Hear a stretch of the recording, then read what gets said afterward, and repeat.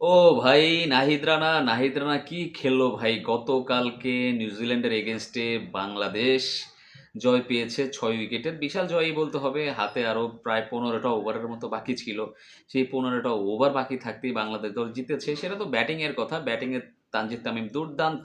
But এখন কথা বলব নাহিদ রানাকে নিয়ে। নাহিদ রানা বিধ্বংসী, আগুন।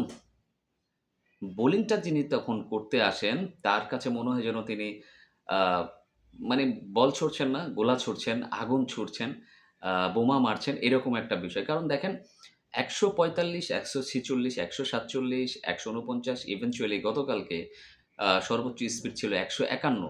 বর্তমানে দর্শক আপনি কি আমাকে বলতে পারবেন যে ১৫১ গতিতে কোন ন্যাশনাল টিমে কোন বোলার অ্যাভেইলেবল আছে কিনা? আমার কাছে তো মনে হয় না যে কোনো টিমে এখন ১৫১ স্পিডে বল করার মতো আ জাতীয় দলে কোনো বোলার আছে। আমার কাছে মনে হচ্ছে না। দ্যাটস ওয়াই আমি বলতে চাই যে বর্তমানে পৃথিবীতে ওয়ার্ল্ডে একাই আছেন এই আমাদের নাহিদ রানা, যিনি কিনা ১৫০ গতিতে বল করতে পারেন এবং টানা লাগাতার ১৪০ গতিতে, ১৪৫ গতিতে তিনি বলটা করে যান। মানে this is an asset for Bangladesh. এটা বাংলাদেশের জন্য অনেক গুরুত্বপূর্ণ একটা সম্পদ, যেটা বাংলাদেশকে হয়তোবা ভবিষ্যতে আরো অনেক বেশি কিছু এনে দিতে পারবেন নাহিদ রানা। গতকালকে দেখেন পেশোয়ার জালমির হয়ে খেলছিলেন নাহিদ রানা। সেইখানে তো তিনি দুর্দান্ত পারফরম্যান্স করে আসছেন। সেইখানে নাহিদ রানা এমনভাবে বোলিং করছিলেন, পাকিস্তানি ব্যাটাররা তো নড়াচড়ার বসে সুযোগই পাচ্ছিলেন না। বল চলে যাচ্ছিল, ব্যাট পরে আসছিল। এরকম একটা বিষয় হয়ে দাঁড়াইছিল যে ওইখানে তো একটা পারফরম্যান্স এরকমও ছিল, নাহিদ রানা ৪ ওভারে মাত্র ৭ রান দিয়েছেন। উইকেট তুলে নিয়েছিলেন ৩ টা। কি দুর্দান্ত পারফরম্যান্স! একজন পেসার, ভাই স্পিনার হইলে একটা বিষয় ছিল।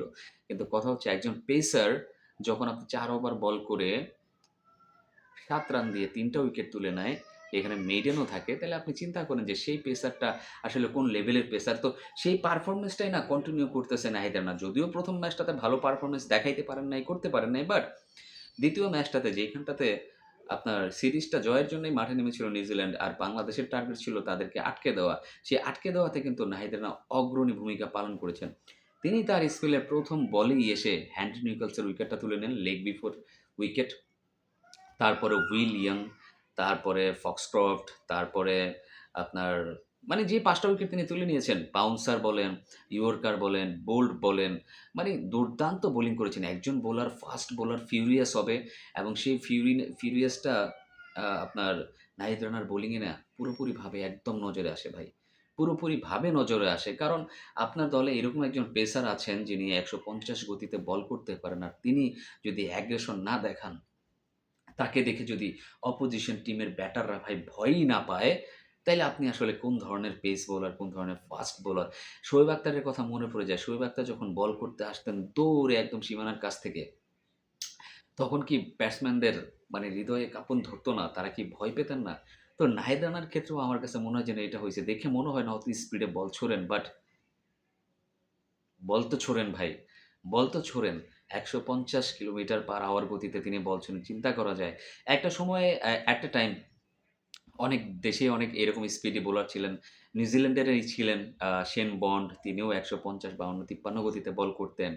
ব্রেট লি ১৫৩, ৫৪ গতি বা কিলোমিটার পার আওয়ারে বল করতেন। মিচেল স্টার্ক, এখন হয়তোবা বয়স হয়ে গেছে, মিচেল স্টার্কও ১৫০, ৫৩ তে বল করতেন। শন টেইট, স্পেশালি শন টেইটের কথা বলতে হয়, যিনি বর্তমানে বাংলাদেশ দলের বোলিং কোচ হিসাবে আছেন এবং তার মানে তত্ত্বাবধানেই কিন্তু নাহিদ রানা দুর্দান্ত হয়ে উঠছেন, দুর্দান্ত হয়ে উঠছেন।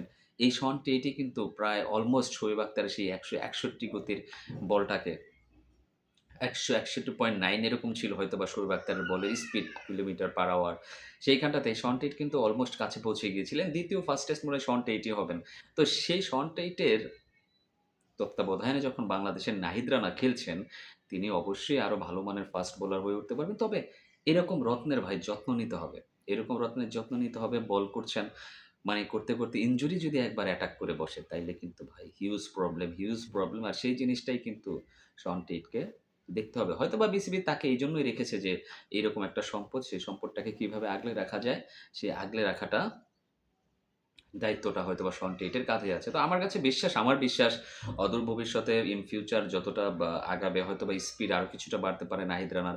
এই ১৫১ স্পিডটা যদি ১৫৩, ৫৪ তে নিয়ে পৌঁছানো যায় ভাই, পেসের একটা দাম সবসময় থাকে। ওই ১৩০, ১৩৫ আর ১৪৫ এ ওই যে ১০ স্পিডের যে ব্যবধানটা না, সেই ব্যবধানটা কিন্তু অনেক বড় ব্যবধান গড়ে দেয়। কারণ এখন যেহেতু ওয়ার্ল্ডে অত স্পিডি বোলার নাই, সচরাচর আমরা দেখি না ১৩৮, ৪০, ৪১, ৪২ এরকমই দেখি। কিন্তু ওই যে ১৪৮, ৪৯, ১৫০ কিলোমিটার/আওয়ার এই যে কিছুটা যে পেসের যে তারতম্য, সেই তারতম্যের কারণেই কিন্তু ব্যাটসম্যানরা আসলে বিভ্রান্ত হন। আর বাংলাদেশের লাক বলব যে নাহিদ রানার মতো এরকম একজন বোলার বাংলাদেশ জাতীয় দলে আছে, তাকে কিন্তু যত্ন করতে হবে।